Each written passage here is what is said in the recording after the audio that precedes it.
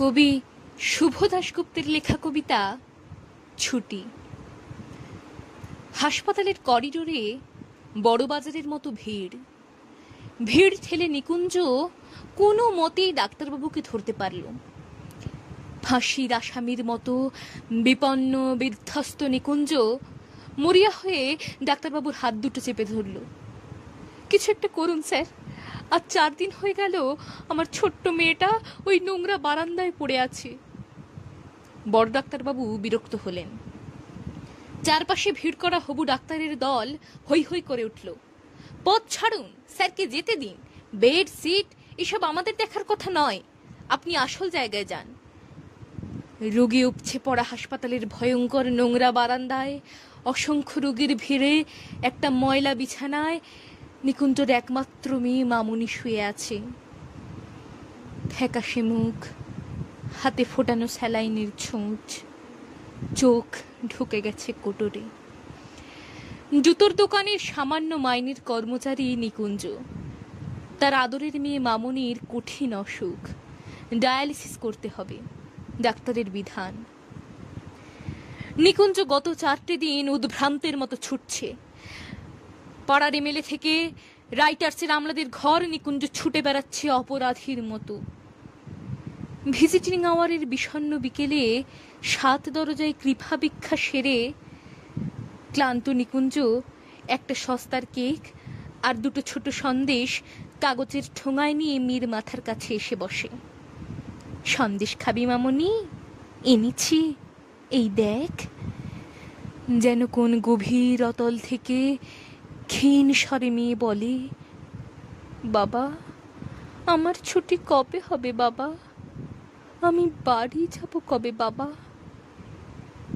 এইটুকু বলতে বলতেই সে ঝিমিয়ে পড়ে। নিকুঞ্জ মেয়ের মাথায় হাত বোলায়। সন্দেশটা খেয়ে নে মা। সন্দেশ খাবো না বাবা, আমি আঙুর খাবো। ওই যে ঘরের ভেতরে দেখো, ওই বিছানায় ওই মেয়েটা রোজ আপেল খায়, আঙুর খায়, আমি আঙুর খাবো বাবা। নিকুঞ্জ ভেতরের হলঘরে বিছানায় শুয়ে থাকা ফুটফুটে মেয়েটিকে দেখে। তারপর ধীরে ধীরে বলে, আচ্ছা মা, কাল নিয়ে আসবো আঙুর। পাড়ার এমএলএ দয়ালু হাতে চিঠি দিয়েছেন মন্ত্রীর সিএকে। তিনি চিরকুট পাঠিয়েছেন আরেক আমলাকে। আমলা নোট পাঠিয়েছেন হাসপাতালের সুপারকে। কিন্তু গত কদিনে নিকুঞ্জর সমস্ত উদ্বেগ উৎকণ্ঠাকে তুচ্ছ করে সে নোট এখনো গিয়ে পৌঁছয়নি হাসপাতালে। নোট গেলে বিনা খরচে মামনির ডায়ালিসিস করা হবে। নোট যায়নি, দিন চলে যাচ্ছে, রাইটার্সে ছুটি চলছে। গরিব নিকুঞ্জ সারাদিন জুতোর দোকানে মানুষের পায়ে জুতো পরায়। অন্য মনুষ্ক, কাজে ভুল হয়ে যায় বারবার, মালিক ধমক লাগায়। একটা নধর পায়ে জুতো পরাতে পরাতে নিকুঞ্জর ইচ্ছে হয় পয়সাওয়ালা খদ্দেরের পা দুটো চেপে ধরে বলে, স্যার আমার একমাত্র মেয়ে পয়সার অভাবে হাসপাতালের নোংরা বারান্দায় একা পড়ে রয়েছে, তার চিকিৎসা হচ্ছে না, দিন না স্যার কয়েক হাজার টাকা, আমি সারা জীবন আপনার গোলাম হয়ে থাকবো। কিন্তু এসব বলা হয়ে ওঠে না নিকুঞ্জর। কাজের ফাঁকে ফাঁকে শুধু দীর্ঘশ্বাস পড়তে থাকে।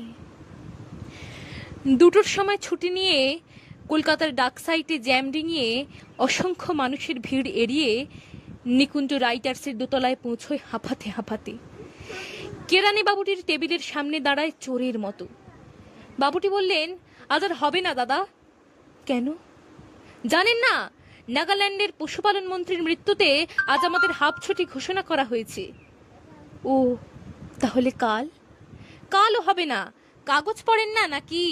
প্রাক্তন প্রধানমন্ত্রীর মৃত্যুতে কাল আমাদের পূর্ণ দিবস ছুটি। তাহলে পরশু? নিকুঞ্জ ব্যস্ত হয়ে ওঠে। পরশু তো শনিবার, তারপর রোববার, আপনি একেবারে সোমবার আসুন। সোমবার মানে আরো 4টে দিন। নিকুঞ্জকে যেন কেউ ঠেলে ফেলে দেয় অথৈ সমুদ্রে। তলিয়ে যেতে থাকে নিকুঞ্জ। তলিয়ে যেতে যেতে বারবার তার কানে ভেসে আসে মামুনির ক্ষীণ কণ্ঠস্বর, বাবা আমার ছুটি কবে হবে বাবা, আমি বাড়ি যাব কবে বাবা। হঠাৎ নিকুঞ্জর মাথায় যেন আগুন জ্বলে ওঠে। দুর্বল অভুক্ত শীর্ণ শরীরে হঠাৎই যেন জেগে ওঠে ভয়ঙ্কর তেজ। রাইটার্সের বারান্দা দিয়ে ছুটতে থাকে নিকুঞ্জ। ভিড় টপকে দরজা দিয়ে বাইরে এসে ছুটতে থাকে সে। ছুটতে ছুটতে সোজা গিয়ে নিকুঞ্জ ঢোকে ডালহৌসি পাড়ার এক প্রাচীন দোকানে, প্রাচীন বন্দুকের দোকানে। আগুন জ্বলছে তখন নিকুঞ্জর মাথায়। ধূমকেতুর মতো দোকানে ঢুকেই নিকুঞ্জ চিৎকার করে বলতে থাকে, আমাকে একটা বন্দুক দিন, আমাকে একটা বন্দুক দিন, যা থেকে হাজার হাজার গুলি বেরোবে। আমি সমস্ত প্রাক্তন নেতা মন্ত্রী কর্তাদের গুলি করে মেরে ফেলবো, সবাইকে একদিনে মেরে ফেলবো। তারপর সারা দেশে একদিনই রাষ্ট্রীয় শোক, একদিনই ছুটি, আর তারপর আমার মামনির ডায়ালিসিস। দোকানের দারোয়ান ঘাড় ধরে নিকুঞ্জকে বের করে দেয়। নিকুঞ্জ ছুটতে থাকে, ছুটতে ছুটতে হাঁপাতে হাঁপাতে হাসপাতাল। বুকের ভেতর তীব্র উত্তেজনায় হাতুড়ির ঘা, তবু সে ছুটতে থাকে। দোতলার বারান্দায় ততক্ষণে ভিজিটিং আওয়ার ক্ষয়ে ছোট হয়ে এসেছে, অন্ধকার ঘনিয়ে এসেছে। সিঁড়ি দিয়ে উঠতে উঠতে বিড়বিড় করে নিকুঞ্জ বলতে থাকে, মামুনি চিন্তা করিস না, আর মাত্র 4 দিন। 4 দিন পর রাষ্ট্রীয় শোক শেষ হলেই তোর চিকিৎসা হবে, তুই ভালো হয়ে উঠবি, কিচ্ছু চিন্তা করিস না। বলতে বলতে দ্রুত পায়ে মামুনির বিছানার দিকে এগুতে থাকে নিকুঞ্জ, পকেটে 2 টাকার আঙুর। হঠাৎ ঝপ করে লোডশেডিংয়ের মতো নিকুঞ্জর চোখের সামনে সবকিছু অন্ধকার হয়ে যায়। মামুনির বিছানাটা খালি। মামুনি কোথায়, কোথায় মামুনি? নিকুঞ্জর চিৎকারে একজন নার্স এগিয়ে আসে। নিকুঞ্জর বিধ্বস্ত মুখের দিকে তাকিয়ে একটু থমকে যায়, তারপর স্পষ্ট স্বরে বলে, আজ দুপুরে আপনার মেয়ের ছুটি হয়ে গেছে। কেমন বাবা আপনি? এ কদিনে একটা ফ্রি ডায়ালিসিস অর্ডার বের করতে পারলেন না? নিকুঞ্জ পাথর হয়ে গেল। পকেট থেকে আঙুরের থেতলে যাওয়া ঠোঙাটা বের করে শূন্য বিছানার সামনে দাঁড়িয়ে জোর গলায় বলতে লাগলো, মামুনি আমি আঙুর এনেছি মা।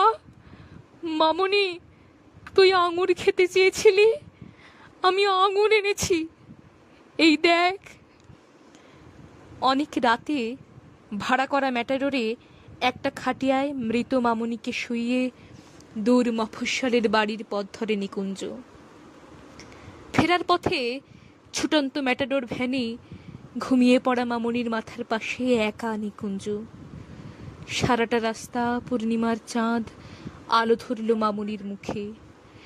এক আকাশ নক্ষত্র আর তারা আলো বিছিয়ে রাখল মামুনির ঘরে ফেরার পথে।